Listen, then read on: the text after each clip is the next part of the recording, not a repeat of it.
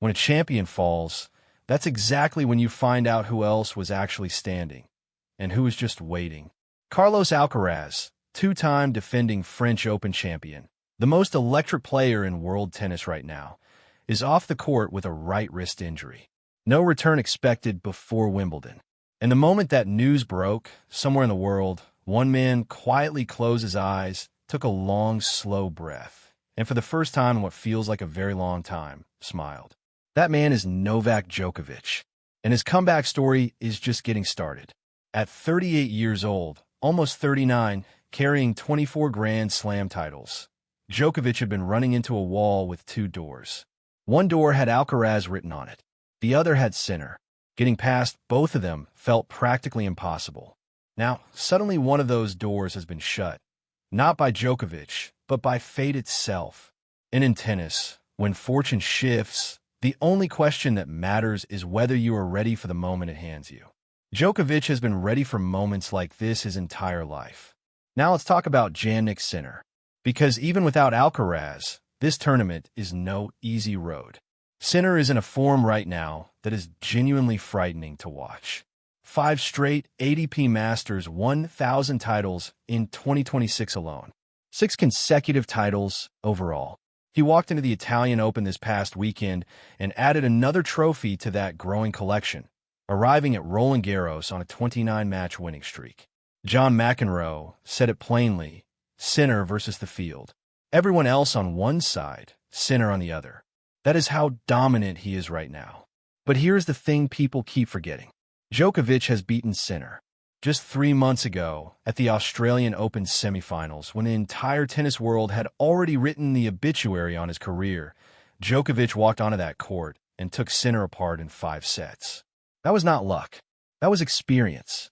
That was a man who has lived inside pressure so many times that it no longer feels like pressure to him. That was the most decorated player in the history of this sport, doing what he has always done in the moments that matter most. McEnroe made a point that is worth holding on to. He said if Djokovic can get through the first couple of rounds, he becomes one of the favorites.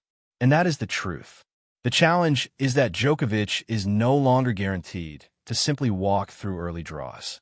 Rome reminded everyone of that. A first-round exit against world number 79 Dino Prismic. That result was a reminder that age is real and that the body does not always cooperate the way it once did.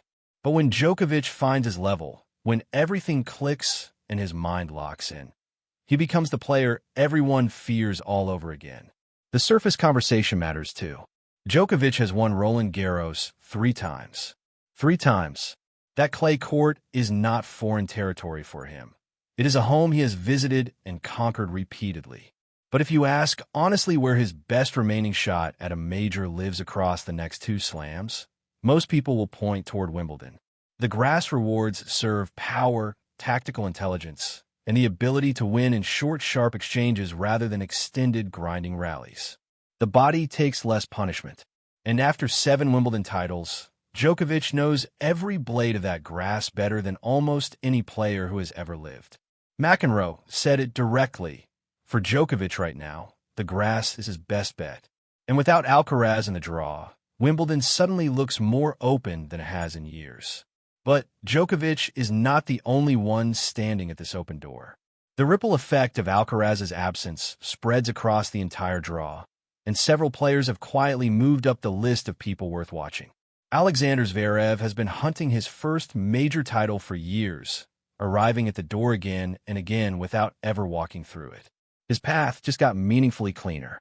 Felix Auger-Aliassime is a genuine threat on clay with the kind of explosive game that travels well on this surface. Daniil Medvedev, a former world number 1 and major champion, carries the ability to dismantle anyone on any given day. And the Americans, Ben Shelton and Taylor Fritz, both bring weapons that can hurt the very best players in the world when conditions line up right. Then there is the next generation making noise underneath all of this. Arthur Fils, sitting around world number 19, was specifically mentioned by McEnroe as someone capable of making the semifinals.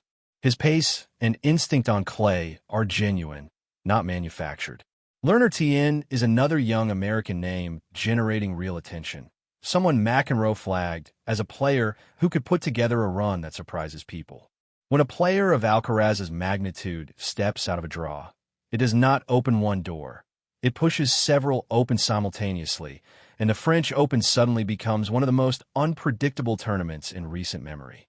And that unpredictability is exactly what makes this moment so compelling to watch. Because tennis does this better than almost any other sport. One injury, one unexpected absence, one twist in the story, and the entire landscape of a major tournament shifts overnight. Players who were long shots 2 weeks ago are now genuine contenders. Draws that looked impossible now look navigable. And the tournament that once seemed like a foregone conclusion suddenly has real drama running through every single match.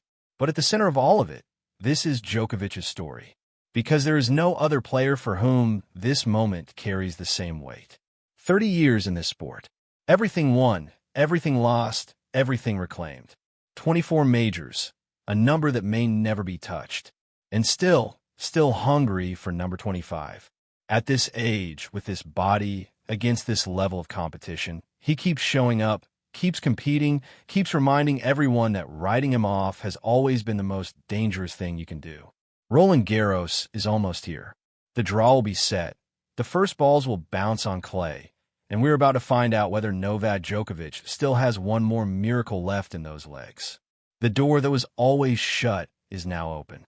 The only question that matters right now, is whether he still has the strength to walk through it.